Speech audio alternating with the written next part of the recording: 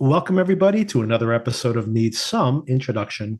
In this podcast, we are watching something week to week, introducing all of you, hopefully, to something new or something you're watching, and providing you some context and some camaraderie along the way. My name is Victor, and I'm joined again here by Darren. G'day, Victor. And Darren, we have gotten to the end. We've come to the end of Andor. We have. Episode 10, 11, and 12. Started seeing the ratings come in.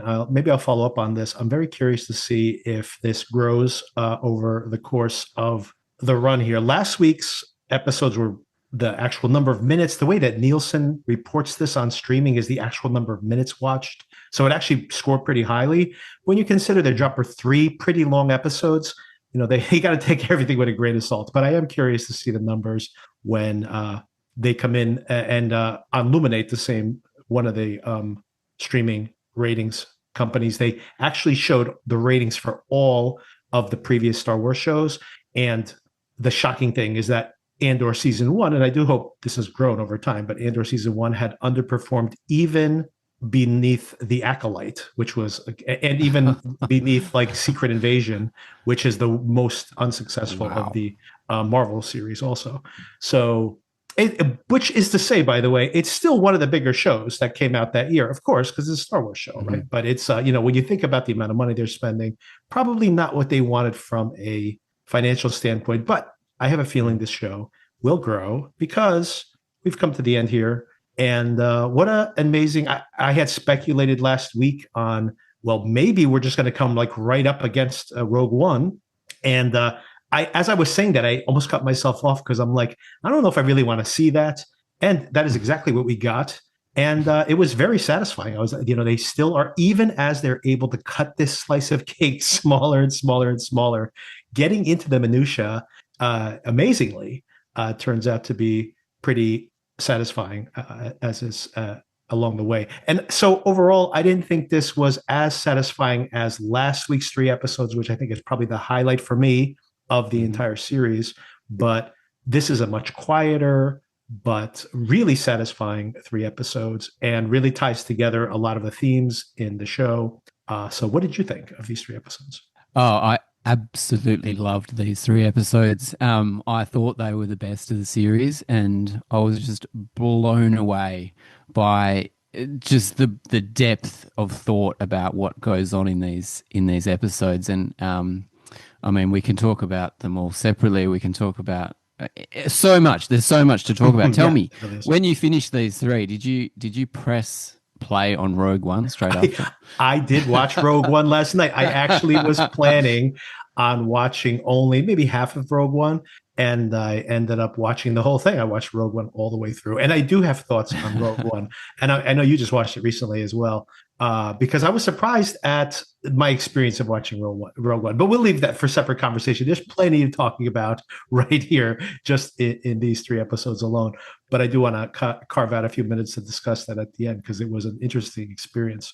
Yeah, even though I'd watched it last week, I still pressed play and watched the start of Rogue One just to see how they bound it together so beautifully, and the characters just basically stepped off the set of Andor straight into the next scene. The sets, they were discussing this on another podcast I was listening to briefly right before we started recording, but they the same costumes, obviously the same hairstyles, like combed the same way. Like it was like they matched up everything, lined it up perfectly with the next with the Rogue One.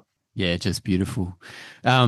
So I watched these back to back, and I was blown away. Like I said, I mean, I was having a heart attack at the start of episode 10 with this first 15 minutes, and with Clea, and the realization that Clea is now the big player in these 3 episodes, and you could just see her come to the fore. And I was just waiting. I've been waiting for that for a couple of years to see more of her. And I was having a heart attack watching Luthen in the situation that he was in, and oh my God, it was intense. What did you think of this reveal here about Luthen's backstory? Not only about his relationship with Clea, obviously that this paternal relationship they had, but even that he was an Imperial soldier and wouldn't participate in this execution of these civilians. I guess she was one of them. So he was part of the Imperial Guard that massacred her family, I presume, or at least the people in her village. And I guess at this point we're inferring a lot of this, but they run off together. I guess he abandons the empire at that point, and they start this collaboration between each other.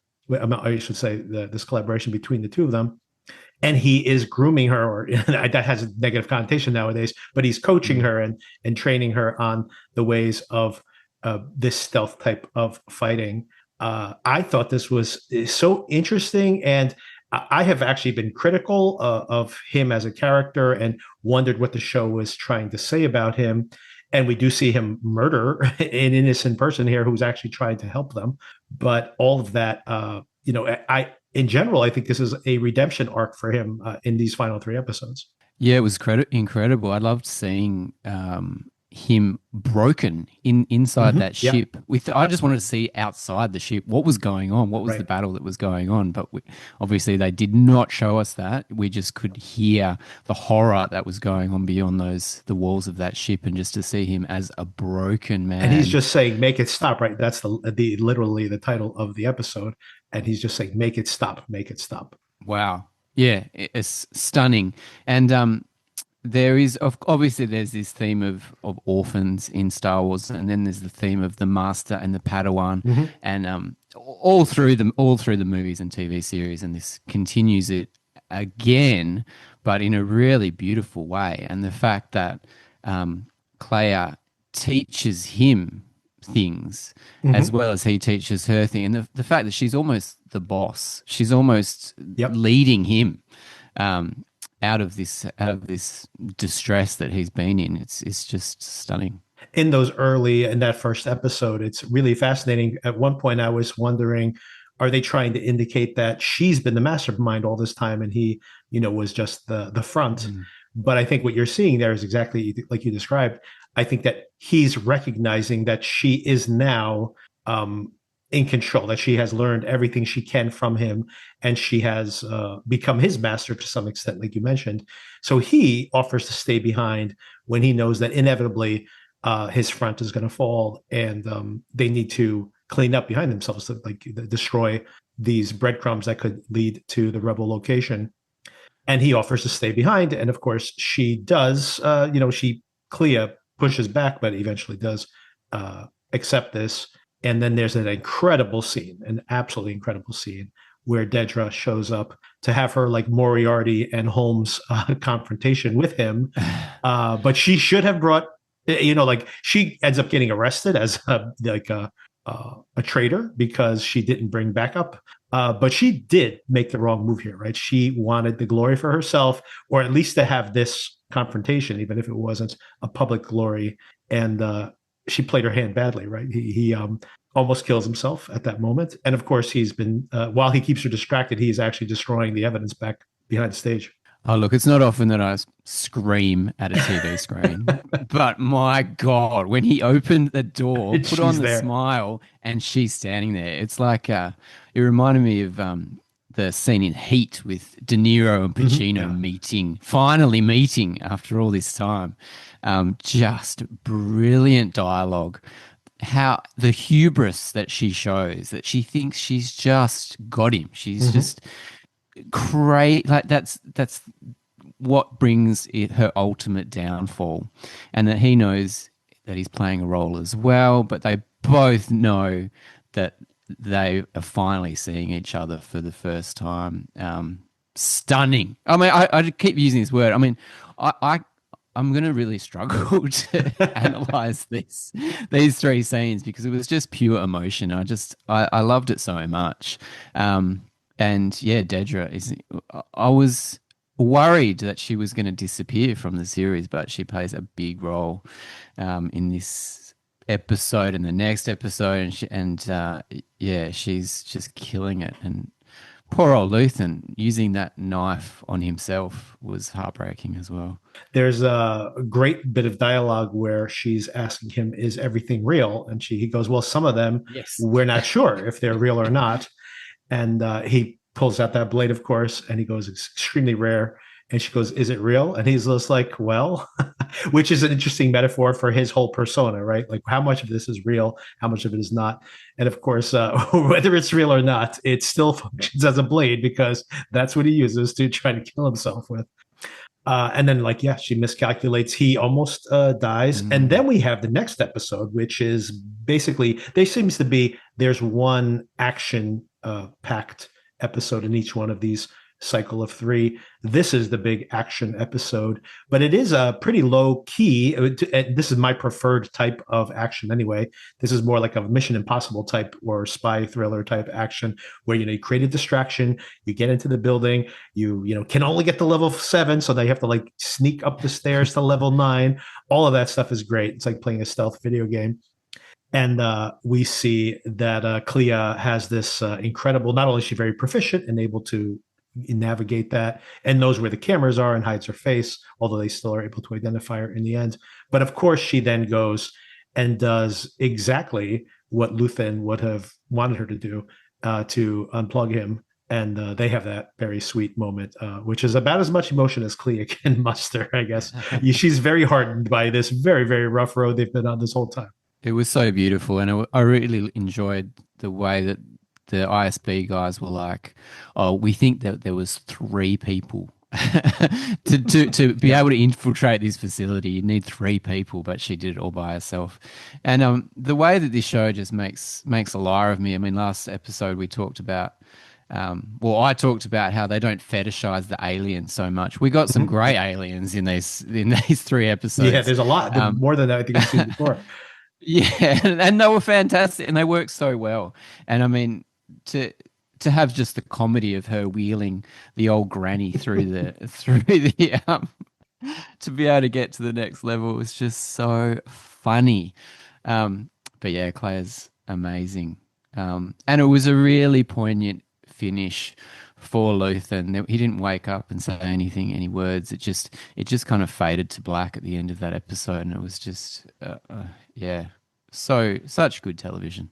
Yeah, I was wondering if there would be something really corny like that he would suddenly wake up as he was dying and forgive her or something like that, or but no, and which is the way this show is in general, and she really carries all that emotional weight and does it really amazingly. Mm. Yeah, she does. I'm a massive fan of this actress now. I've never heard of her before. I've I never know, I haven't seen her seen her in in anything. anything, Yeah, but I think she's going to be a big star. yeah. Hopefully, she gets a lot of work from this. Let me circle back to one thing because I find it really fascinating to think this is maybe one of the big themes of these 3 episodes that we see Lonnie.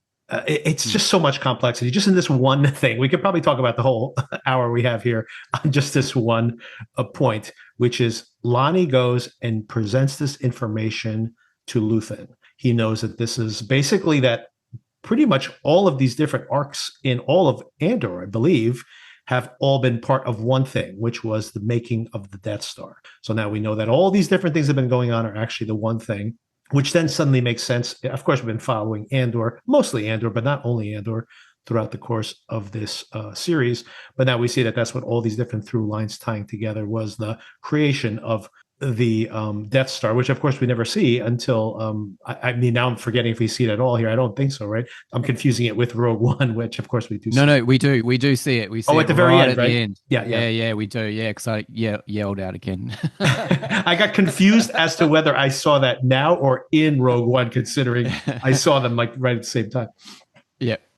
But Lonnie dies for this. Do you think that Lonnie's family gets rescued by this? Because Luthen like kills him on No, that no, park no. bench, and I do hope because I mean, like, I don't know if the Empire is going to question that family and torture them, but hopefully Luthen does at least rescue the family. No, he doesn't. Luthen has killed the family by shooting and killing Lonnie. Exactly. The family will get caught up by the ISB very quickly. Yeah, unfortunately. As soon as Luthen said the word Yavin, where he Mm-hmm. gave up Yeah. where the rebels were, you Good just knew point. that Yes. Lonnie needed Mm-hmm. to disappear. That's a good point. Yeah, he would never have said that because, yeah, even when other people have arrived at Yavin, they don't know they're at Yavin until they get there. No one Yeah, mentions yeah. that place until they get there. Yeah, and it was stunning. I mean, I love Lonnie as a character in the way that he just spills everything. Mm-hmm. You Yeah, don't see him defect. He's just on that park bench, spills everything to Luthen, and Luthen's like, right, okay, well, this is where you end. This is probably where I end as Right, well, because right. I've finally got this information. That's what I've been searching for. And I mean, I just want to call out the direction as well. I mean, Yeah. these three directors that they've had for this series, I've never heard of them before. I think the first guy was an Australian guy. I looked him up. He'd done some spy thriller a few years ago. The direction never got in the way. Right. It was never too flashy. It was just in service of the story, in service of the script. And when Luthen walked away from Lonnie, and there was just this shot of him walking down the stairs, and it was just on a bit of an angle. It was just like the world had turned. It was just so striking to me. I just loved it so much. Yeah, really impressive. The director here for these three episodes, Alonso Ruiz Palacios, which again, never heard of Nice. this person before. He actually has a movie that just premiered on Mubi this week. Maybe I'll check it out. But it's nothing like this at all. It's about a romance in a kitchen in New York City, all shot in black and white, which I've heard very good things about. La Cucina. And anyway, I've heard good things about it. Played some film festivals last year. But just to speak to the fact that the directors of these this series have not really been the type of people who've made these giant blockbusters before, and maybe that's all intentional. The people they're picking to focus on character and not so much on the special effects, which I'm sure there is a whole machine that is generating Yeah. these incredible images, and that's probably there's probably a whole other team that's managing most of that stuff. So maybe smart to focus on the characters with these directors that are mostly have worked on these quieter dramas. Mm. But back to I keep going. I keep wanting to go back to that the piece of information that we have here, which is so fascinating. That first of all, we find out Lonnie's had this information. He's been, infiltrated Dedra's computer for a long time now, has been watching all this information come in, but never mentioned it to Luthen because he knew, and he's probably right, that Luthen would be like, we have to use this to our advantage, like immediately. And he's like, no, we need to wait. We need to wait to get that big piece of information. We can't play our hand too early. They'll know we're watching them, right? And he waited and waited and waited and got this big piece of information. Luthen, annoyed by this, but then realizes that this is really important piece of information. And at that moment, pretty much knows that he will sacrifice his life to get this out. And then, of course, that information he does sacrifice himself. And then Clea gets rescued, but the people on Yavin don't want to risk exposing themselves too early. So they're even against the rescue of Clea. They finally do rescue her, bring her back, and then finally the information has made it to the right hands, and they're like, I don't believe it. Luthen's a kook. He's he's a wild man. He's a rebel, not a rebel, but like he's been doing things in his own maverick way for a while. They just don't trust him. They've all had bad experiences with him, and they basically want to ignore this piece of information. So it is fascinating that people are dying for this thing that, of course, we know is true, and they just want to ignore it because it's an inconvenient, ugly truth. So frustrating, wasn't it? When Andor was there, it was almost Chinese whispers that he had to remember these key bits of information. And they were like, well, what do we do with that? Do we even believe it? Horrible. But how's Lonnie? He had access to Dedra's emails, and he did not peek because he knew as soon as he peeked, he would get found out. So he waited for 2 years, then Right. peeked and found out everything. Yeah, so good. And as soon as he did that, he's like, they're gonna know. And Yeah, yeah, yeah. He knew he would give himself up, and now he's given himself up to Luthen as well. So he that's was right. on a hiding to nothing from the start. They just basically show you over and over again in this show how this is hard work, right? Like this is, and by the way, really fascinating. Even and I'll mention this when we transition over to the Rogue One conversation. I thought this really fascinating that at no time in this entire show is there any of the woo-woo stuff you expect from Star Wars, but not even the characters, right? Obi-Wan Kenobi is right off screen, but no, he doesn't make a guest appearance here. Leia is right off screen, but she's not going to make an appearance. Darth Vader never mentioned at all in the course of the show. The Emperor gets mentioned a few times, just a few times. There's a couple of people mention the Jedi here and there in passing, but there's not like the Jedi is going to come back and rescue us all, right? So it's just fascinating that this is truly just the grunts doing the day to day. And they are just doing this not because they believe in some kind of, religious mission that they're all on, or they've heard communication from these spirit people, Jedis, etc. But they're doing this because like they're being oppressed. They're making a decision to make themselves uncomfortable, to give up their jobs and maybe even their lives for this belief system. And I just find it so interesting that at no point do we see any of the magical stuff. No one uses the Force to, raise a ship or smash ships together or anything like that. So it's just really fascinating to see things like at such a grounded point of view. And again, we see the human sacrifice of this, right? That like Lonnie doesn't even escape this, right? And that Luthen doesn't even want to risk that he will leak the information. He just kills him on the spot. So all of this is like brutally cold in a lot of ways. But this is what basically props up the heroics of Star Wars, is all this groundwork of all these people that basically are the originators of all the things that everybody loves in those Star Wars movies. And this series is saying this is the hard work right here for no reward at all, no glory, no reward. No one's going to tell stories about these people. I mean, of course, we have a Star Wars series about them, but I mean, in the history of Star Wars, people are not going to be talking about Luthen in the future, but he is, essential to this whole project. I completely agree. Yeah, it's the working man that does all the jobs that need to be done they're not seeking glory, and glory is not going to come to them, and they're almost not going to get out. Only a few of them are going to get out exactly. if they're very, very lucky. I mean, Clea didn't even want to go to Yavin, and if she didn't, she would be dead. Right. They finally got her to Yavin, and she's somehow in this idyllic kind of forest wonderland that she has a friend. She makes a friend with Vel there, which I'm thinking a possible romance down the track. But It felt a little romantic. I agree. I agree. Yeah, a bit of a nice cuddle. But more, she doesn't have to run or hide Right. or sneak in the shadows, and it's the first time since she was a very, very young child that she's without Luthen. So it's a new life for her.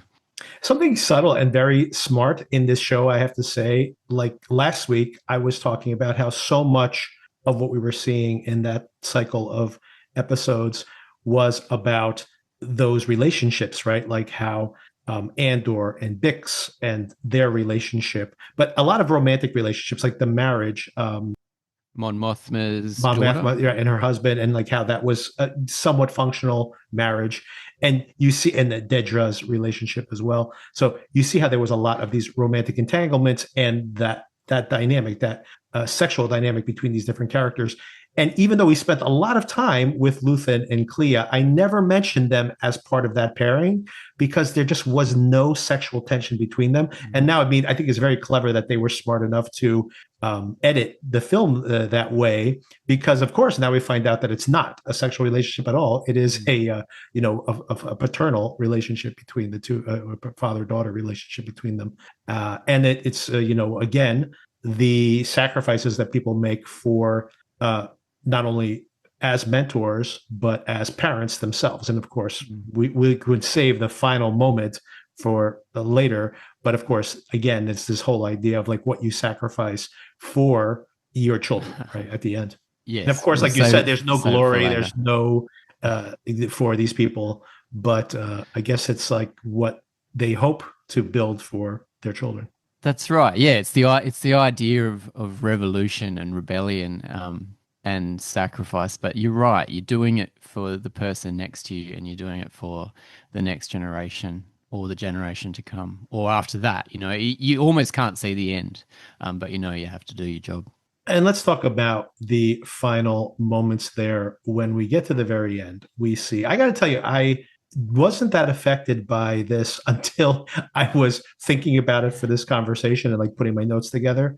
The idea in retrospect that part of the reason that Bix left a year earlier was because she was pregnant. And she knew if she stayed behind that that would probably be the end of Andor's activities, even more so, not only for her, but for now a family that they had. So the fact that she, in a way, made that decision to take that away from Andor, which of course then this is again this idea of these sacrifices that it's very Machiavellian in a lot of ways. That of course she didn't do it to be cruel, but she didn't want him. She thought that the mission was more important. So there's a version of the world where Andor meets his son or his child, I should say. But then maybe the Death Star's still out there blowing up planets, right? So that's obviously a huge trade-off, and that decision was not made. Andor never knows about this, right? And there was something really tragic about that. But and it's simultaneously very tragic when you think about what's going to happen to Andor and how he'll never know about this family. But then, of course, it's kind of triumphant because in the end, he does what he needs to do to prevent millions of deaths, right? Oh, look, well, as soon as they showed that the farm planet, I knew we'd see Bix again. We saw the little droid B2, which is great to see him again and a couple of the Everybody old loves him. characters. Then I was like, saw Bix in the wheat field, and I was like, fantastic, she survived. And then when you saw the child, it got me, mate. I Yeah. mean, there's a lot of burn offs going around in this city, so there was a lot of smoke in the air, which I'm going to blame. You're But going to blame that mate, on. oh, the water coming out of my eyes was unbelievable. And just to, as you say, just to put the time back, the timeline of when the baby was obviously Andor's baby, and that's why she left, was just incredible. What a moment.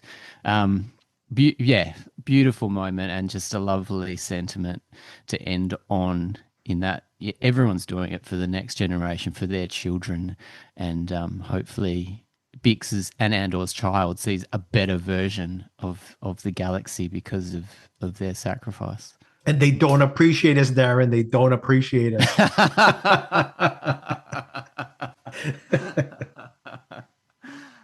I don't know if there's anything else you wanted to discuss as far as any character arcs. Oh, I mean, I have actually Yeah. a couple. Yeah, go ahead. You can. What about Partagaz, the head Yes, of the ISB? I mean, that's what exactly a where I was going. Yeah. yeah.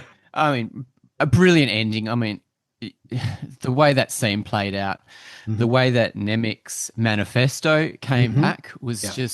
just perfect. I mean, the way that when I heard the voice, I was like, "Oh, great, that's that guy from the first season," and he was very important about distilling the information about rebellion and selling it to people that really don't give a shit. And the fact that his voiceover, I was like, okay, we can use it as a voiceover. But the fact that Partagaz was listening to it and Mm-hmm. he understood how important it was, Mm-hmm. and the idea that it's being filtered throughout the galaxy and recruiting people was great. And to see him be affected, because I had a soft spot for him throughout the whole series. Just he just seemed like he was a little bit more human than the rest of the Empire, and he had just a brilliant moment there. Great. And also, as you mentioned, going back to that idea of the sacrifices you make, people who are lost to the history of even this show, and of course, history in general, but that this manifesto is now spreading across the universe. And it's not like anyone has his name attached to it, right? Like Yes. he literally says, "Who is that?" And he's like, "I don't know." But like you said, this manifesto is now going viral and it's recruiting people, right? Probably a younger generation that is not jaded or afraid, as afraid, and they are building this revolution around the world. What did you think about his suicide, though? Do you think he's moved by the words, or do you think? I mean, they're there to arrest him, so do you think he just Mm. knew that if he went in front of the emperor, he's just going to be the fall guy for this? So, do you think it was more of a pragmatic choice, or do you think it was something that was he was really moved by Nemec's manifesto and like seeing the wrongs of his ways, or a combination? What did you think? That's a really good question. I think it was a combination. I mean, he's on the Empire side, so the fact that he's not necessarily moved by the words, but he's moved by the sentiment that he knows that they're on the wrong side. They're gonna lose Right. because the rebellion is so strong. He can feel the strength that they have, and he can feel that what he has been doing is not the way to beat these people. So I don't necessarily think that he's moved by the words, but the sentiment that he's going to be beaten, and the fact that he's got to go before Krennic and Palpatine. I think, I mean, that's going to end his life anyway. So he's Right. just taken the shortcut out, unfortunately. What did you think about the conversation he has with Krennic. where he mentions that he can't protect him? Oh yes, and he says good luck to Yeah. us both. Yeah. The Empire, they don't have each other's back, do they? But you know what? There was a little camaraderie there, which I thought was, like there's kind of a history that is hinted at there, which I thought was interesting. Yeah, yeah, it's like we're all on our own. So, but yeah, the best we can do is hope for good luck for ourselves. Of course, Star Wars in general was inspired by the history of the Nazism across Europe and the rise of Nazism and then the fall of it as well. But this is actually something that we've seen in these types of movements before, where, on the rise, everybody's very cocky and confident and feel very powerful. And then on the way down, they're always willing to point the finger and then they eat each other alive, basically. And then, of course, inevitably, when there's like some kind of truth and reconciliation at the end, they're all playing the victim. I just did it because I was forced to, or I had no other option, which, by the way, I think this show does give them some sympathy that these people are honestly not aware of the evil they're doing oftentimes, or just believe the propaganda, or just believe the convenient thing, which again is historically accurate in a lot of these corollaries in real life. But it is interesting that we see it here that even the ones who survive, like Dedra, of course, ends up in prison. So it's like, the chickens have come home to roost, and and of course we know that a lot of these other folks will be dead soon thereafter as well. So Just perfect. Another time that I just screamed at the TV. How perfect was it to see her in that uniform, having to get on program mm-hmm. in another one of these prisons, whether it was Narkina 5 or some other one. Yeah, just perfect. And that brings up that scene of her with Krennic. Another incredibly directed scene where he's behind her and you can only see the bottom part of his face, Mm-hmm. and he's kind of disciplining her. He is ropeable that she has kept this information and that she's not shared this information, or that she's been sent it by mistake and hasn't told anyone about what she's sitting on. And the way that he pokes his finger on her head, Mm. which is just the Yes. most violent thing. Mm-hmm. It's just, yeah, yeah. Dedra and Krennic were just great in that scene, and it was good to see her downfall finally, Yeah. and great to see the prison again. Right. Right. Yeah, the finger on the top of her head was so, and her reaction to it, she was stunned by it. Like she just felt like she was dehumanized. And again, so ironic that the way that they dehumanize anyone who's not on the Empire side. And it's as if that moment she realizes for the first time, it's as if her eyes are just open for the first time that it can happen to her also. Like she thought she was protected by being on this side of the fence, but no, in the end, they'll eat their own. It all comes crashing down. And it was the same room that where she met Cyril, where he was Mm-hmm. interrogated in the Yeah, first season. Yeah. yeah, interesting symmetry there for sure. So yeah, and then the rogues gallery all round up, and as you mentioned, they all are headed right into Rogue One. We have that like flashing of all the different characters as they're like perfectly uh, matched to their amazingly, right? That film is 10 years earlier now at this point, and everybody Mm. looks pretty great. They're still holding it together. They do. I mean, another thing, this show also makes a liar of me. I was like, oh, I didn't really know what they were going to do with that droid. Did they Mm-hmm. really need to Yeah, introduce it? The droid played such a great he's so great. role Yeah. in these 3 episodes that you needed that absolutely. before you see him in Rogue One, K2, I think his name is. He was Hmm. just Yeah. so good, such a fantastic character. Whereas I thought, oh, do we really need to see that? Yes, we did. I was wrong. Yeah, brilliant. And the way that I feel like they might have de-aged Ben Mendelsohn a little bit at the end. The last shot, I don't know, of Andor, and then we see him again in Rogue One. Mon Mothma gets the different haircut so that Hmm. she Yeah. matches She matches. Yeah. perfectly. But yeah, Cassian Andor, he's a good-looking man. He doesn't need to do He's much. Just holding wear up. that He's holding up jacket. well. Yeah, yeah, and put the blaster on his side, and he's straight into the next planet to meet this next informant. I'm glad you brought up K2, by the way, because you have to bring him up in the fact that it's so intriguing, once again, watching Rogue One, that you have these characters from the film that are so memorable, but like fully defined in this is the Andor series is where we actually get some of their backstory. And not all in K2, just spending more time with him across the board here in this season of the show is so fun, so hilarious. What Mm, a great mm. character he is. And yeah, really good call out that he's like waiting in the ship and he's like, hold on, I'm on my way. Just crushing everybody along the way. Just hilarious. Great weapon to have around you. Oh my God, when he holds up the body of that guy as a shield, I Yeah. was like, is this what we're seeing? Hilarious. The guy's eyes were open.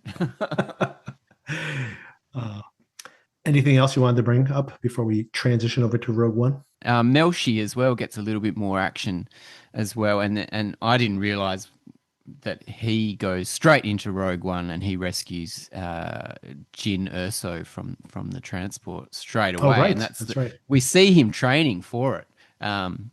In the last episode of Andor, he's helping train a bunch of crew, and they go straight into the next movie. So yeah, so I did do exactly what I mentioned last week. I actually thought I would take longer to rewatch, but nope, I just watched it all in one big batch. It did help, by the way, that these three episodes were, I think, maybe the shortest batch of three. So it was basically like watching a 2 hour movie and then another 2 hour movie. I was thinking, like, am I going to watch like 3 hours of and then another 2 hours? I'm like, it might be rough, but I was really surprised in revisiting Rogue One again, because I think I mentioned this. I had only seen Rogue One time, and I hadn't been a huge fan of Rogue One. I thought it was good, and I know people were crazy for it, saying it was like the best thing that they'd seen in Star Wars for a long time. But I was like, I had only seen it the one time, so I couldn't really put my finger on what I didn't love about it. And it's funny to watch it now and see what that Andor got right. Some of the things that I didn't like about Rogue One. But the first thing I want to compliment Rogue One for is this is directed by Gareth Edwards, which was coming off of that Godzilla reboot. And by the way, have you seen the trailer for the new Jurassic World movie? No, I haven't. He's directing it, and Oh, I okay. had no interest in seeing this. Zero interest. I've tried to watch the most recent Jurassic World movie multiple times. I even tried to watch it with my daughter one time, and each time I made it about half an hour in, and I just quit. I couldn't watch it. It was like unwatchable to me. And I love the original Jurassic Park. I even don't mind some of the scenes, not even the movies, but some of the parts of Jurassic World. I might watch like a certain action scene here and there, but I couldn't even make it through the most recent one. And I had no interest in seeing this. And then I saw the trailer for it when I was in the theater recently. And the trailer is absolutely stunning because Nice. Gareth Edwards can make some absolutely incredible images. Did you see The Creator, by the way? Have you seen The Creator? I did see the creator, yes. Mixed. I was mixed on that. Yes, I thought the script was a mess, and I thought the ending was ridiculous, to be honest. But it's just it's just some of the best sci-fi visuals we've seen. And my first note in watching Rogue One in that opening sequence was, "Is this the best looking Star Wars movie of all times?" Like, it might be. They need to learn from this that set things in actual locations, don't shoot everything on the volume, and like have like a real sense of of urgency and just spontaneity to the images. So, I mean, I just thought was blown away by how beautiful the film looked. What's interesting about this, by the way, is and Gareth Edwards, his reputation is that he always had problems with scripts. So maybe he needs to work with other people to write the scripts. Anyway, we'll see how the new Jurassic World movie plays out. But visually, I'm always a huge fan of his visuals. If I'm not a huge fan of his films in general. And I don't know if you knew this, but there's a history of this film where he apparently delivered a film that they thought was like unreleasable, and then Tony Gilroy came in, did some reshoots, wrote some scenes, etc., and they massaged the material. I think a lot of what they added, by the way, is the stuff that I bumped against compared to Andor, which was all the like bringing in Leia and bringing in Darth Vader and like putting in all these connections to the Star Wars mythology. Where what I really liked, and maybe this is my bias now coming out of Andor, but what I really liked about Andor was the fact that like there's no talk about the Force, there's no talk about these magical beings or whatever. It is purely these rebels, literally infiltrating executing it's like a Dirty Dozen type movie, like literally where everybody ends up dead by the end, right? Just like in those movies. And but they complete the mission. And that's what I liked about it. So every time we cut away to like Darth Vader or something, I was like, okay, that's a little bit of a distraction.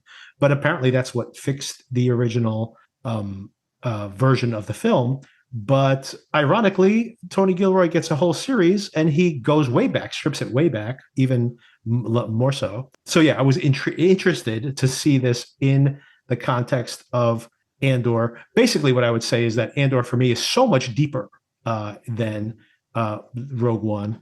Although Rogue One has some really great action sequences, a lot of action. There's a lot of action in Rogue One, so that's definitely a selling point. Yeah, from my memory of watching it a couple of weeks ago, the last hour is just so good, and Right. it's all action. It's one And giant it's action just sequence. Yeah. it's just a rollicking adventure on and Right. on and on and on and on. And that was really thrilling to me. The first half was I was a little bit mixed on, and the CG characters of I think is Tarkin and Leia at the end, I'm completely off on. I thought that was just awful. Terrible. And Yeah. yeah, and I feel like that was my reaction when I first saw it all those years in the cinema as well.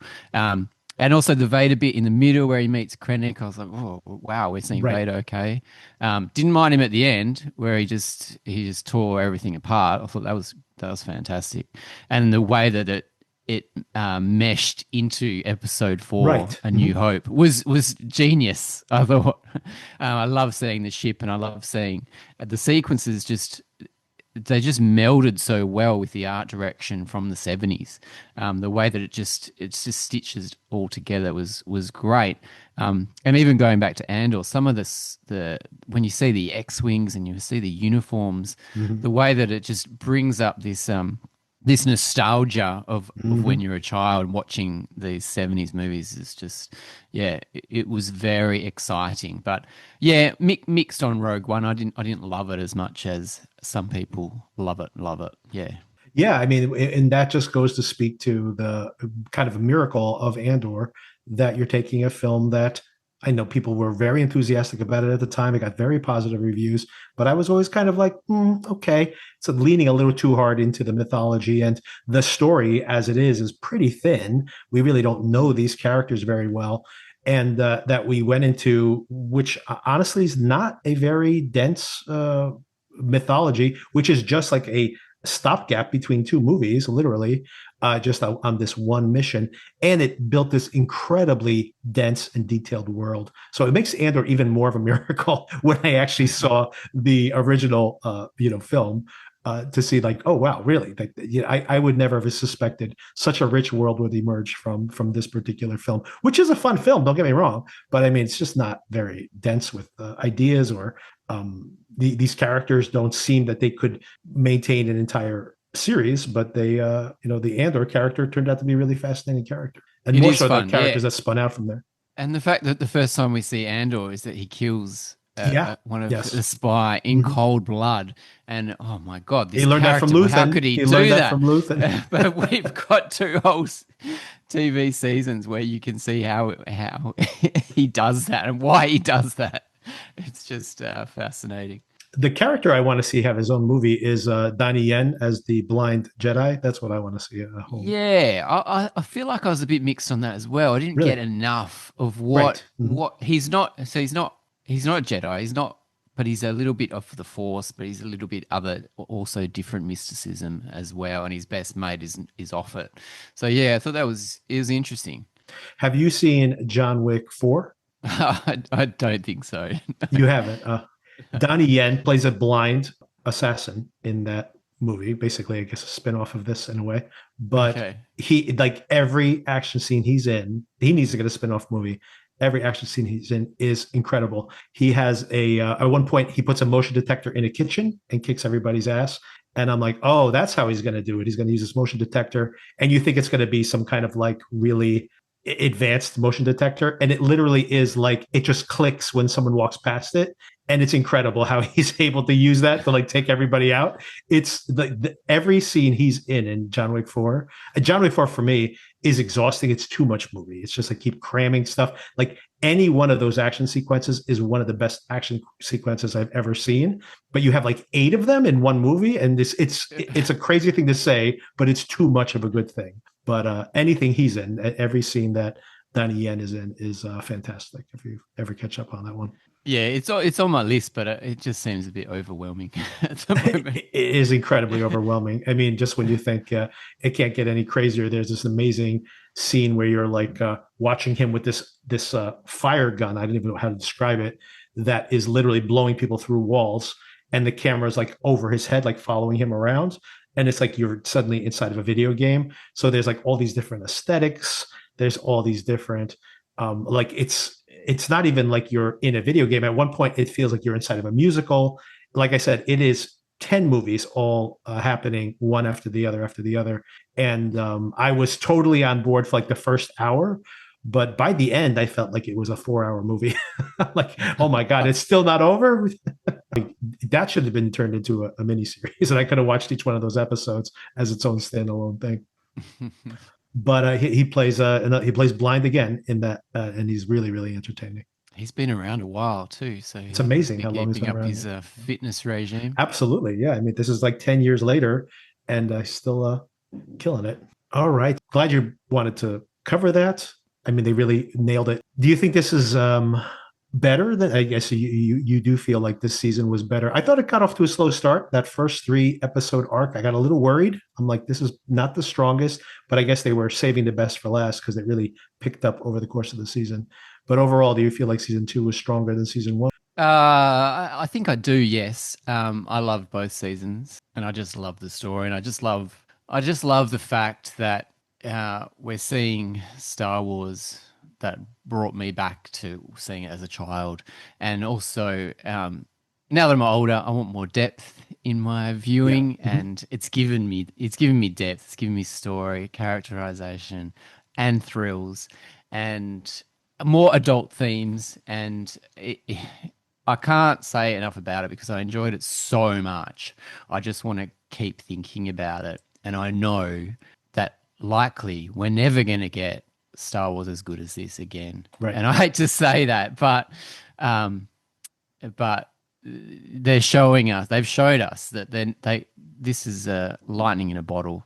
And I just want to be happy that we've been able to sample it, and I'll be watching it again from the start Yeah. soon, yeah, because unless something else comes out that I'm very very interested in, because it's just so joyous and it's just made me so happy. Even though I was just having a heart attack when Luthen and Claire and Dedra and it was all coming together. My God. So a little bit of news on the podcast, by the way, before we wrap up. You were right, Darren. By the way, Chris Weitz was one of the writers on Rogue One. Yes, And he Chris was. Weitz and his brother have a new science fiction show. And as you also pointed out, we're going from Stellan Skarsgård to Alexander Skarsgård in Murderbot. I've just started reading the first Murderbot book, which is very short. So I'm assuming that the series will be longer than the first book. I think there's been 7 of them at this point, and they are getting longer as they go along.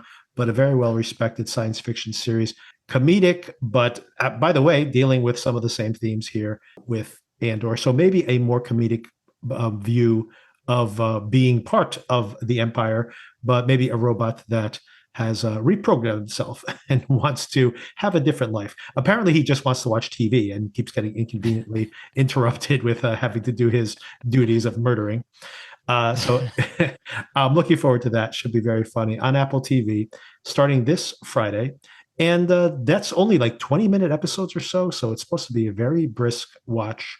Anybody who wants to commit to that one, we will be sampling it and give us our opinion later next week.